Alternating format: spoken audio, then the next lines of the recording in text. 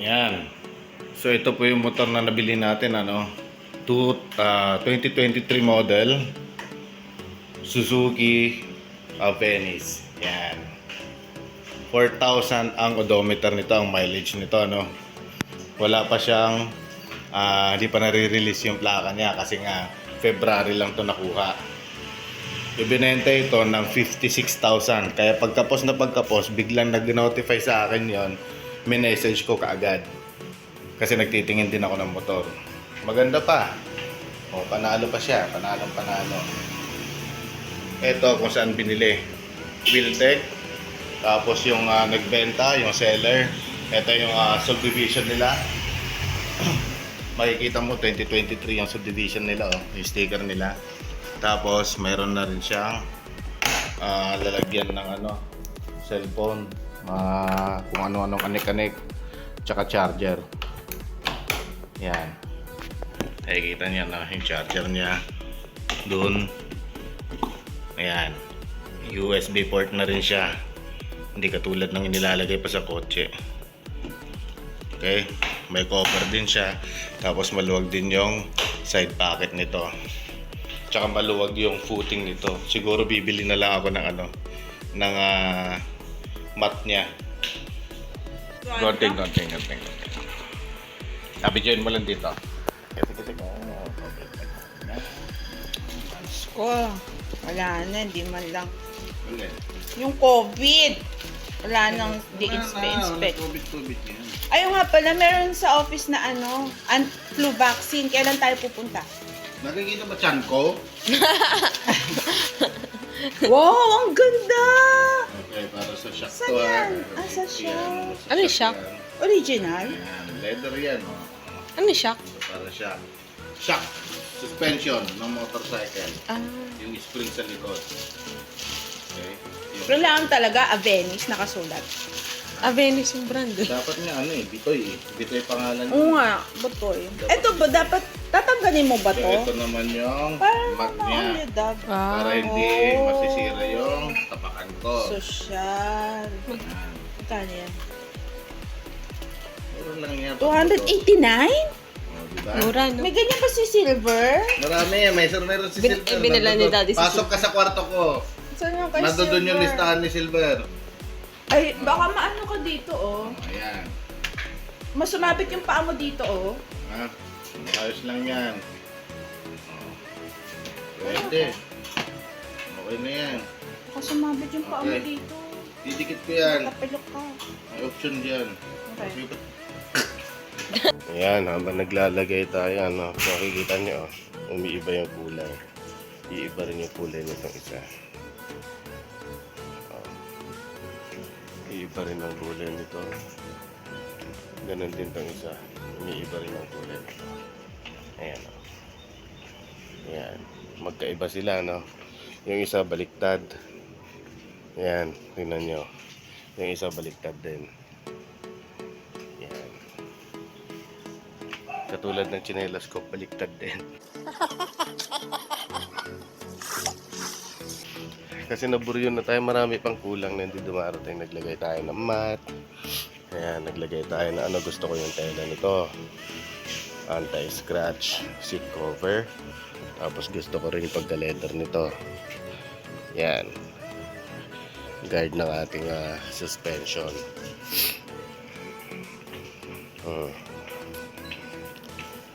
Hindi ba baliktad, Yan, yan ang nagiging nagpapa-unique yan. Nagpabalik pa rin yan. Ako naglagay niyan. Ito yung niya, sticker niya O, diba? Pag nailawan, nag-iiba siya ng kulay. Ganon din dito. Ganon din dito. Hologram. May mga kinuha pa akong decals na iba pero wala pa yun. Marami pang kulang. Okay. Ilalagay na natin ngayon yung bracket. Hanap lang ako ng pangkalas ng tornilyo. Kasi ito siya. Hilingan na ito. Yan. Una ako yung tools. Nahanap ako dun. Baka meron.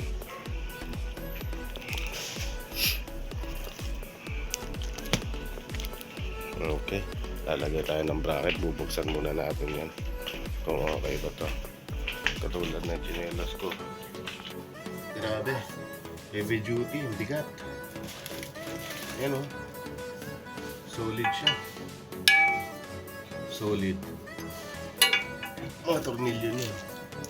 Solid na solid. Ang bigat. Tapos ito. Ganda ng pagkakabalat. Grabe, solid na solid. Kasi mabigat din yung top box natin eh. Bigat to. Oh. Ano tayo ng tools? Meron. Sige. Dito ko na muna silver. Dahil maglalagay tayo ng bracket. Install na natin yung top box niya. Malaki lang yung top box. Nakabili ako ng doon sa Ace kanina. 169. Y-type. Orange. Hindi ko kasi madukot. May isang set akong binili. On the way pala yung delivery niya. Ayan, so unahan na natin kasi sayang oras habang kaya pa. Pagod din kasi ako kanina eh. Sinamahan ko yung anak ko kanina. Bumili ng mga ng mga gamit niya para sa school. Pang PE niya, mga damit.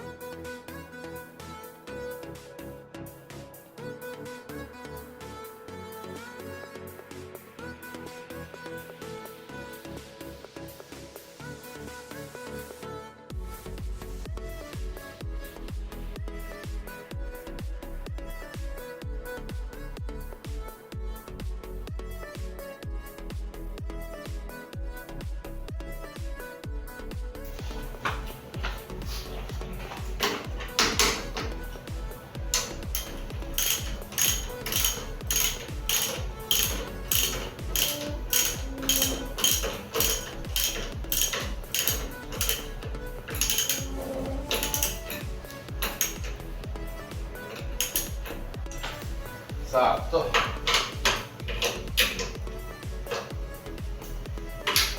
Sakto dumating tong tools natin sa Lazada. Ang laking bagay itong socket set. Torque wrench. Laking bagay.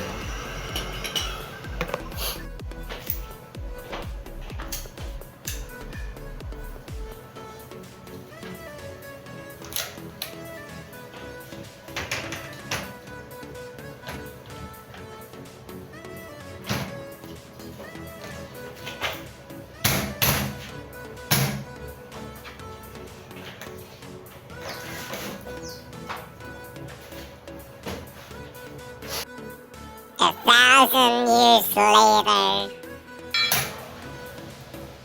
Testing.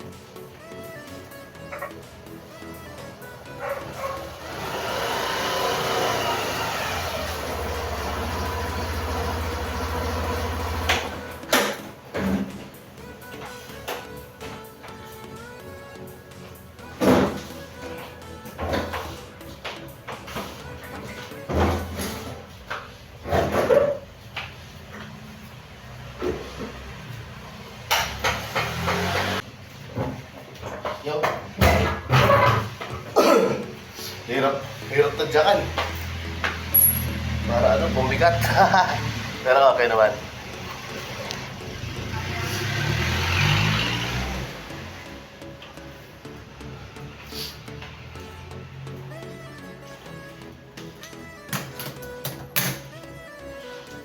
Tapos meron din dito sa ibabaw niya. Nasa loob lang. May packet dito. May packet. May ganito rin siya. Ito, didikit yan. And tapos ko na ilagay. Humaba. Tuloy siya ng humaba. Parang ano siya. Maxi scooter. Ito, ang luwang oh. Parang nag-adjust yung seller eh. Sa reviews kasi, medyo masikip yan. Ngayon, ang luwang oh. Parang pwede pa makaupo rito. Yung instrument panel ano, tampered niya. Nilagay ko. Hindi man perfect, pero okay na rin. Ako hindi ako nape-perfectan dyan.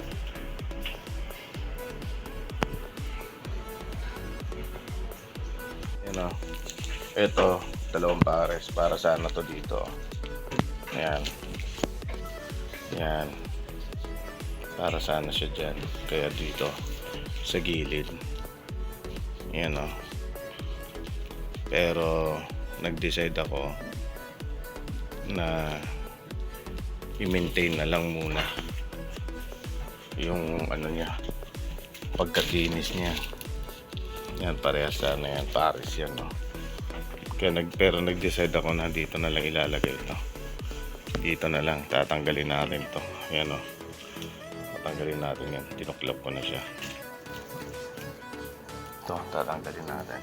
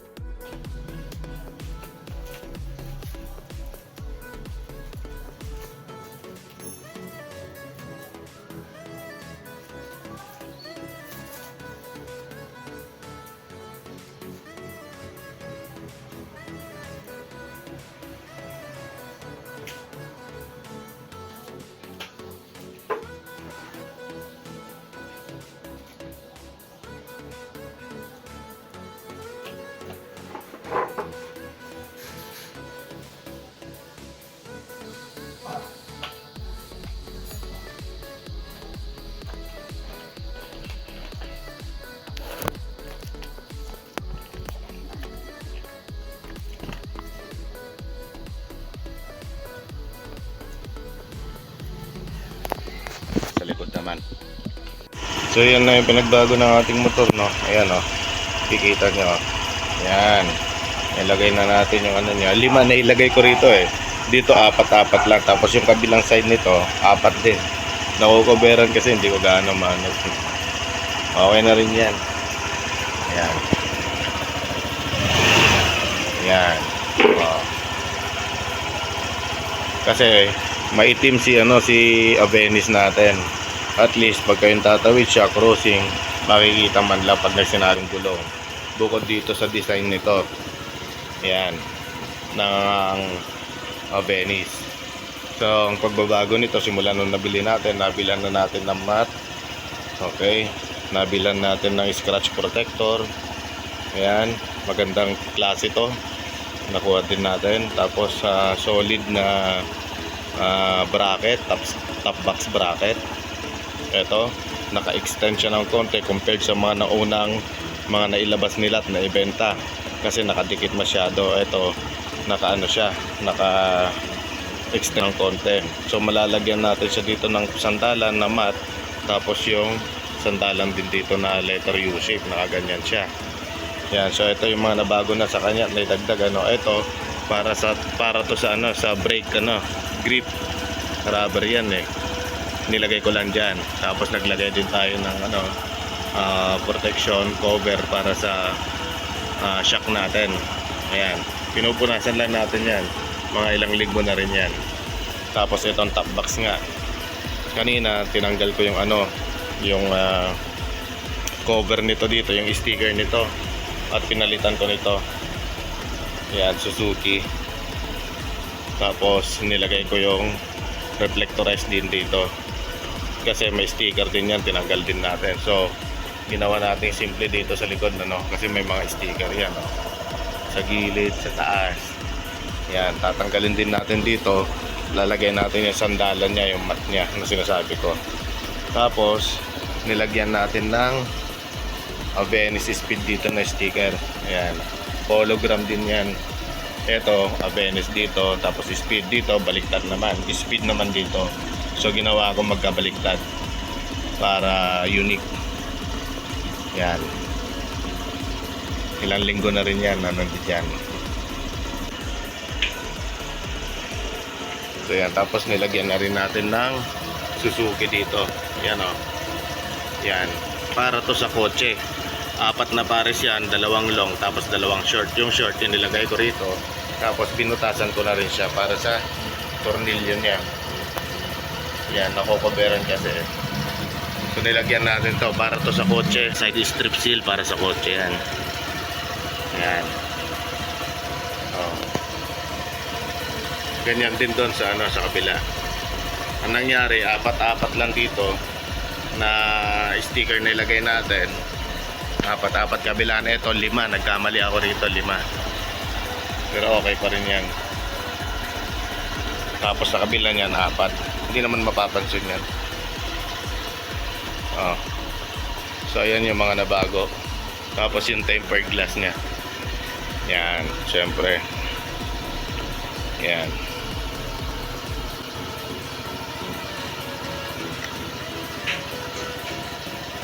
Black and blue. Okay na. May mga sticker pa tayo dito. Lalagyan ko sana to. Pero mas maganda na manatili na lang na ganito to. Total makinis naman. Kaya na lang natin na ganyan. Siguro maglalagay tayo ng ng mini driving light nito katulad nung SYM natin, no. Nilagyan natin kamakailan 'yon. Okay na.